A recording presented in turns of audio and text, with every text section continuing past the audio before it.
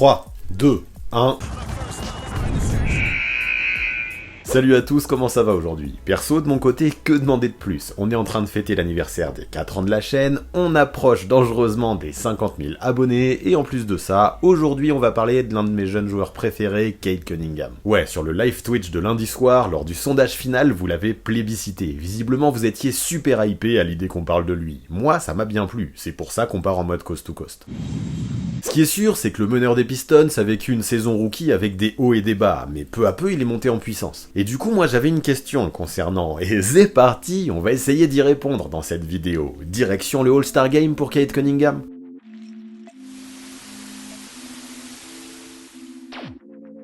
Alors pour commencer comme d'hab, histoire de poser le contexte, on va d'abord parler de son parcours à Cade. Bon là-dessus, je ne vais pas en faire des tonnes, et si vous voulez plus de détails, je vous renvoie à mon Airball Project le concernant qui était sorti il y a 1 an et demi, mais je vais quand même dresser les grandes lignes. Le gamin, né dans le Texas, a tout d'abord commencé par le foot US en tant que quarterback, ce qui je pense a rapidement développé sa vision de jeu et son sens de la passe, mais très rapidement au lycée, il s'est rendu compte que c'était dans le basket qu'il pratiquait également qu'il avait le plus de chances de faire carrière. Très rapidement, il se fait remarquer, il obtient de bons résultats, et il reçoit une lettre en provenance de la très célèbre Monteverde Academy, une proposition très difficile à refuser. That's an offer I can't refuse. Là-bas encore, il fait exploser les compteurs, et brille notamment par sa polyvalence. Sur le terrain, Cunningham est partout, en attaque comme en défense, et en étant entouré de futures pépites comme Scottie Barnes et Day'Ron Sharpe, le gamin crève quand même l'écran. Après une saison senior mémorable, couronnée par un bilan parfait de 25 victoires pour aucune défaite, il reçoit toutes les distinctions individuelles possibles, et est appelé pour tous les événements lycéens. Autant dire qu'en choisissant le basket avant le foot US, Cunningham semblait avoir fait le bon choix.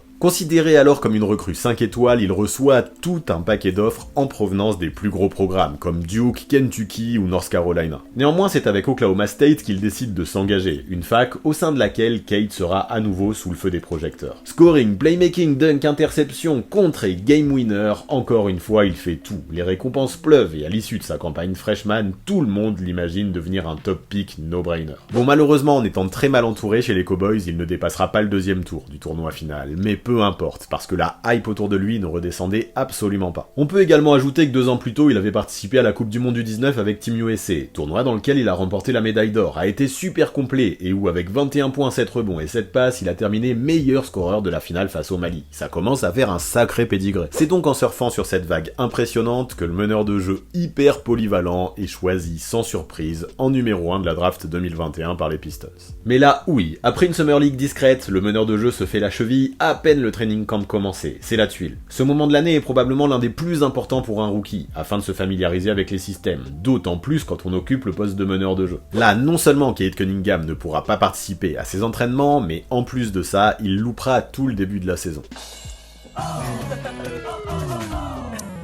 Il dut donc attendre le 30 octobre pour faire ses débuts bien après les autres rookies, et son moteur mit du temps à démarrer. Son adresse au départ était catastrophique, et il dut attendre son 5e match pour faire une perf à plus de 40% de réussite seulement, et même si sa polyvalence lui a permis de connaître quelques records de précocité, et même de faire un triple-double face aux Lakers fin novembre, on ne va pas se mentir, c'était poussif. Bon, au fur et à mesure, heureusement, il trouve son rythme, mais la régularité lui fait quand même défaut. Pas mal de haters commencent hyper sévèrement à le considérer comme un méga flop, et à ce moment-là, dans la cuvée de rookies, tout le monde n'a Dieu que pour Evan Mobley et Scottie Barnes. Néanmoins, quand arrive le mois de janvier, le point guard des Pistons commence à fermer quelques bouches, et sa performance très pleine face aux Nuggets le 25, avec 34 points, 8 rebonds, 8 passes, 4 contres et 2 interceptions, m'a particulièrement marqué. Elle prouvait définitivement que le gamin avait un gros potentiel qui ne demandait qu'à être exploité. Ses progrès lui permettent d'être élu rookie du mois au sein de la conférence Est et d'être qualifié sans trop de surprise pour le Rising Stars. Pour moi, c'est ce moment de la saison qui représente un tournant, d'autant plus avec la blessure de Jeremy Grant, qui donnait encore plus de responsabilité à Cade. Rapidement, il monte en puissance et sur les 2 derniers mois de sa campagne rookie, il trouve enfin une adresse intéressante, compilant plus de 21 points à 46% au tir et 7 passes décisives de moyenne, c'est plus que correct. Alors du coup, soyons clairs, Cunningham n'a terminé que 3e lors du vote de rookie de l'année, et au vu du niveau global de sa saison, il ne méritait pas plus. Ceci dit, pour moi, en fin de saison, grâce à ses progrès, il était probablement devenu le rookie qui affichait le meilleur niveau de sa QV, et c'était vraiment enthousiasmant pour la suite. À ce moment-là, les Pistons ne regrettaient absolument plus de l'avoir sélectionné avec le first pick, et les haters n'avaient plus rien du tout à dire.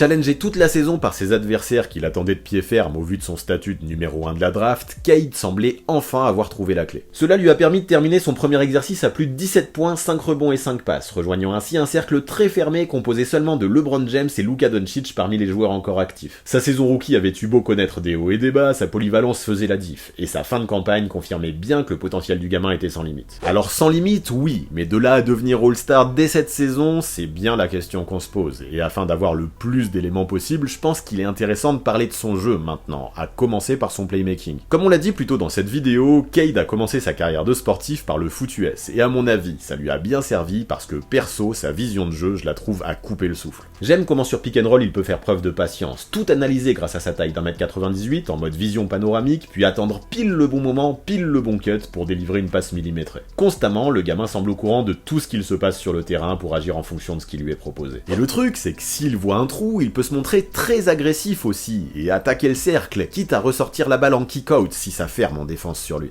Il est un expert pour ce qui est de profiter des écrans, il peut jouer à tous les rythmes et arrive vraiment à donner à manger à tous ses coéquipiers qui arriveront à se montrer disponibles. Le mec est littéralement capable de faire passer ses défenseurs pour des plots, notamment lors des switches. Je me rappelle notamment d'un match face aux Celtics en fin de saison, pourtant l'une des meilleures défenses de la ligue, durant lequel, attaque après attaque, Cunningham sanctionnait la moindre erreur, la moindre hésitation, rendant Jason Tatum totalement fou. Ce jour-là, le rookie avait terminé à 25 points, 7 rebonds et 7 passes malgré la défaite. Une performance déjà digne des plus grands. En fait, quand beaucoup de joueurs ont tendance à attaquer le cercle bille en tête dès qu'ils voient une ouverture, ce n'est absolument pas le cas de Cade. Lui, il va pouvoir attaquer, mais il va chercher à prendre le dessus différemment, avec un bon petit move, avec un changement de rythme et surtout en trouvant ses coéquipiers pile dans le bon tempo. On a l'impression qu'il ne prévoit rien à l'avance et c'est sa force. Il s'adapte en direct à ce qui lui est proposé, ce qui lui permet de créer des actions pour lui, comme pour les autres. C'est très fort. Son mix de handle, de vision de jeu, de qualité athlétique et de taille lui permet définitivement de disposer de toute une palette d'outils capables de lui donner l'avantage. Lui-même est bien conscient de ses qualités, et avec l'expérience de ses jeunes années, plus on a avancé dans la saison et plus il a su les utiliser. J'observe juste ce que la défense me donne et j'essaye d'en faire bon usage. J'ai été chanceux d'avoir connu des coachs qui m'ont beaucoup fait travailler en tant que porteur sur pick and roll, et ce genre de lecture, j'ai l'impression que je les bosse depuis longtemps. En début de saison, c'était différent, il fallait que je m'habitue à mes coéquipiers et au style de jeu NBA. Lors de mes premiers matchs, je réfléchissais trop, et je ne m'autorisais pas à jouer librement comme je le fais aujourd'hui. Et ouais, surtout que sur la saison, Cunningham a débuté toutes les rencontres auxquelles il a participé, dans le 5, au poste de meneur de jeu. Parmi les rookies qui ont passé plus de 1000 minutes sur le parquet cette année, c'était lui qui avait le plus gros usage, tandis que seul Josh Giddey était capable de délivrer plus de passes décisives de lui, en moyenne par match. Bien sûr, tout n'était pas toujours rose non plus dans ce domaine, et des fois, ce que je définirais comme une certaine nonchalance le poussait à perdre des ballons. Comme si le basket paraissait tellement facile pour lui qu'il en oubliait que parfois, des défenseurs de talent en NBA pouvaient aussi jaillir et lui voler la gonfle. Parce que ouais, 3,7 turnovers en moyenne par match, attention, ça commence à faire beaucoup. Ça, il faudra probablement que ça se règle avec l'âge, mais je ne m'en fais pas, à 21 ans seulement, c'est largement excusable. En attendant, moi ce que je retiens, c'est que sa science du jeu notamment lui permet d'être un excellent playmaker, et pour ce qui est du scoring, c'est pas mal non plus. Déjà, il est un scoreur aux 3 niveaux qui peut pénétrer grâce à son physique, ses appuis et sa lecture de jeu, qui peut se stopper à mi-distance pour envoyer un jumper ou un flotteur, et qui peut même dégainer à 3 points, que ce soit en pull-up ou en catch and shoot, après un démarquage. Déjà, là encore, ça fait une sacrée panoplie. Ça lui a permis notamment, comme on l'a dit, de tourner à plus de 21 points de moyenne par rencontre sur les 20 derniers matchs de la saison. Le souci, on ne va pas se mentir, et vous le savez très bien, si vous avez suivi sa saison, c'est sa régularité, son efficacité. Sur la stat du true shooting, il est à peine à plus de 50% de réussite, ce qui fait de lui l'un des pires joueurs majeurs en NBA dans ce domaine. Ça pique, 41% au global et 31% à 3 points, ce n'est clairement pas suffisant pour un joueur autant responsabilisé, aussi jeune soit-il. Cela dit, là encore, je ne suis pas forcément inquiet, vu la progression affichée au fur et à mesure que la saison avançait. Puis rappelez-vous qu'il a loupé le training camp et le début de la saison en raison d'une blessure. En fait, enlevez les 15 premiers matchs de sa campagne rookie et vous vous rendrez compte que sur les 49 matchs qui restent, ses pourcentages sont beaucoup plus acceptables. Ce n'est pas non plus élite, ce n'est pas non plus foufou, mais 44% au global et 34% à 3 points, ça fait quand même bien moins tâche. Tout est parti! Mieux encore, si l'on isole ses matchs du mois de mars, le meneur affiche un pourcentage global de 48% avec un true shooting de 55%. Là, ça parle. Peu à peu, Cunningham a pris confiance, a trouvé son rythme, notamment en allant de plus en plus sur la ligne des lancers francs. Et même si ses progrès sont encore à confirmer, il a démontré sur la fin de saison que définitivement il avait tout ce qu'il fallait pour se transformer en scoreur gifté. Alors oui, en attaque, le mec a tout le bagage, définitivement, et ce sera encore plus flagrant quand il commettra moins de déchets et qu'il soignera encore plus ses pourcentages au tir. Sauf que briller en en attaque, c'est bien, mais ça ne suffit pas. Alors qu'en est-il en défense de l'autre côté du terrain? Eh bien, avant de répondre à cette question, moi j'en ai une à vous poser. Êtes-vous bien abonné à cette chaîne? Comme je l'ai dit en intro, en ce moment on fête l'anniversaire des 4 ans, et comme un symbole, on approche à grands pas de la barre mythique, en tout cas pour moi, des 50 000 abonnés. Ce chiffre, quand je me suis lancé, je n'osais même pas en rêver, et là il est tout proche, donc go cliquer sur ce bouton rouge et m'aider à l'atteindre. Tous ceux qui matent sans follow là, et vous êtes nombreux, je vous vois, donc si vous kiffez mon contenu, j'ai besoin de vous, aidez-moi à faire tout exploser.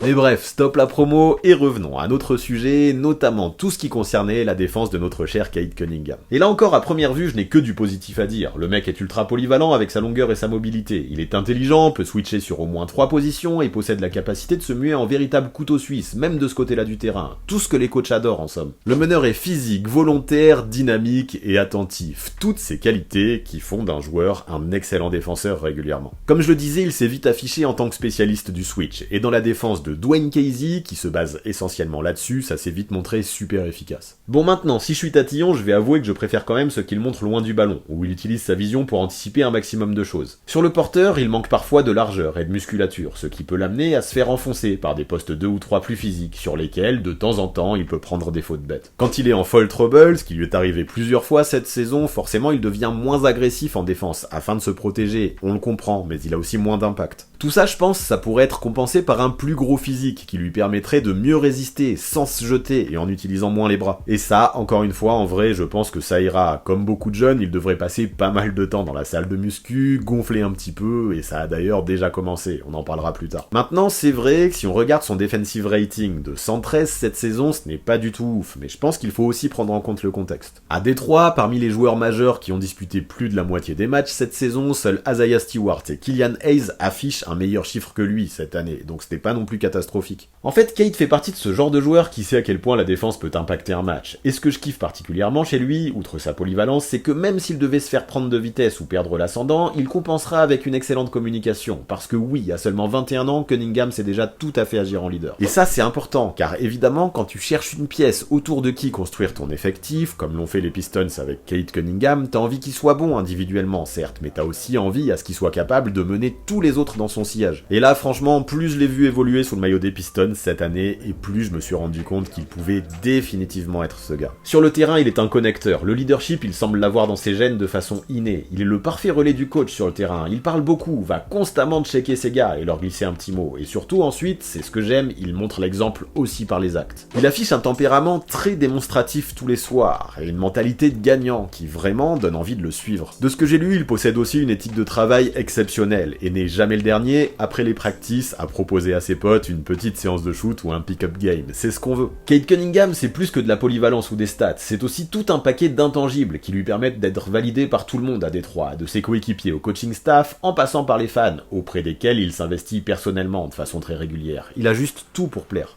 Et ce qui m'impressionne, c'est à quel point, à son âge, il arrive à prendre ce rôle à bras-le-corps, de façon naturelle, comme si c'était inné encore une fois, et ça pourrait potentiellement le porter vers les sommets. Quand un ballon traîne, il se jette dessus comme un mort de faim, harangue la foule, et ça lui donne un niveau de confiance incroyable à 21 ans. Dans les fins de match serrés d'ailleurs, il ne bégayera pas quand il faudra prendre ses responsabilités, et clairement ça fait de lui un mec attachant, mais qui en plus de ça impose le respect. Je me rappelle par exemple de 2 fois cette saison où la combativité du rookie m'a complètement laissé sur le cul. Première fois face à Milwaukee en janvier alors qu'il revenait tout juste du protocole Covid. Dans les derniers instants, alors que Détroit mène, Cade tente un 3 points sur Giannis pour enfoncer le clou. Il le rate, mais même pas peur. Il se précipite ensuite vers le cercle pour mettre un putback avec la faute pour un end-one qui propulse les siens vers la win. Déjà chapeau bas, c'est fort comme ça de prendre le shoot face au champion en titre, de le suivre et d'assurer derrière, mais en plus ce n'est pas exceptionnel. Parce que oui, la deuxième fois qui m'a marqué particulièrement a pris place dans les mêmes conditions à peu près face aux Hawks, au mois de mars cette fois-ci. Lors d'une action décisive, Cunningham est agressif, il pénètre mais il se fait contrer. C'est pas pour ça qu'il va lâcher, il prend son propre rebond et assure derrière avec un reverse layup qui clôt la rencontre. Les moments chauds, Cunningham kiffe ça, et lorsqu'ils arrivent, il donnera tout pour les appréhender de la meilleure façon possible. Comment voulez-vous qu'il ne soit pas le chouchou des fans avec tout ça? We love love you for it.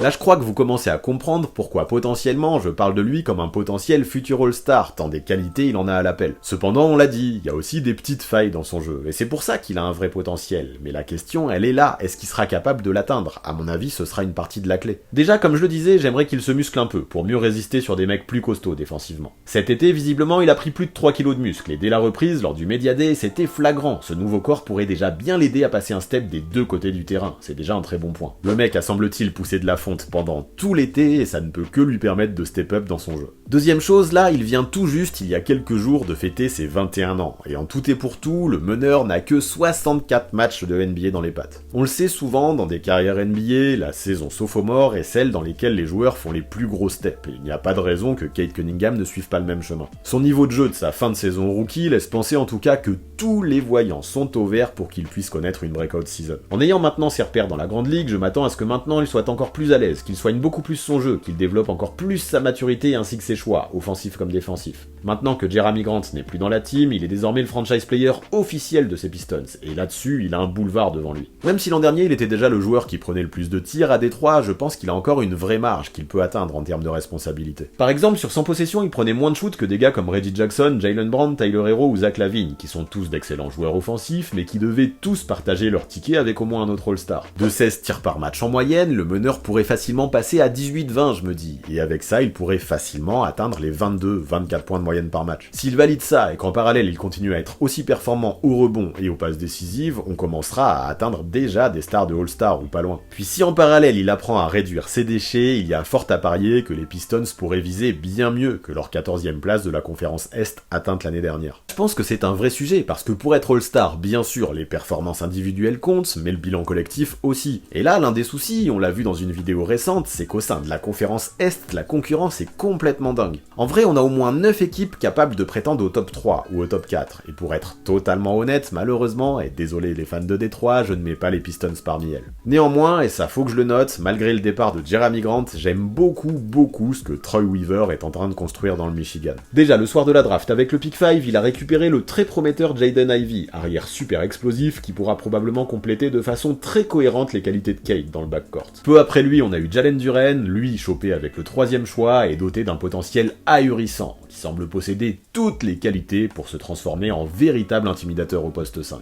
En ajoutant ces deux noms à celui de Cade Cunningham, on a potentiellement un trio de superstars NBA pour l'avenir, et je pense que les dirigeants de Détroit peuvent dormir tranquilles quand ils pensent à leur futur. L'effectif dispose d'une ribambelle de jeunes loups qui semblent morts de faim, et qui paraissent tous avoir un vrai tempérament de winner. Espérons maintenant que Killian Hayes trouve sa place dans cet effectif. Parce que oui, la concurrence va être rude pour obtenir des minutes, parce que le front office a largement œuvré dans le sens d'ajouter de la profondeur dans les rotations. Avec les arrivées de Alec Burks, Nerlens Noel et Bojan Bogdanovic, on a également 3 vétérans de qualité, tous spécialistes dans leur domaine, qui en tant que role-players pourraient choper de grosses minutes et filer un bon coup de main à Coach Casey pour remporter des matchs. Tout ça permet d'avoir un roster plein, équilibré, avec un bon mix entre la jeunesse et l'expérience, ces vétérans qui pourront entourer les jeunes pousses. Généralement, on le sait, c'est une bonne formule. Depuis le départ de Blake Griffin, Casey n'a sûrement plus jamais disposé d'autant d'options. Et même si j'ai toujours des doutes concernant ses méthodes de coaching, ses rotations et ses discours si plats dans les médias, là il aura de quoi faire, et je pense que cette saison peut représenter un vrai test pour lui. Et en vrai, je pense que même s'il faudra être patient, si ça fait un flop total à Détroit, il pourrait être le premier fusible à sauter.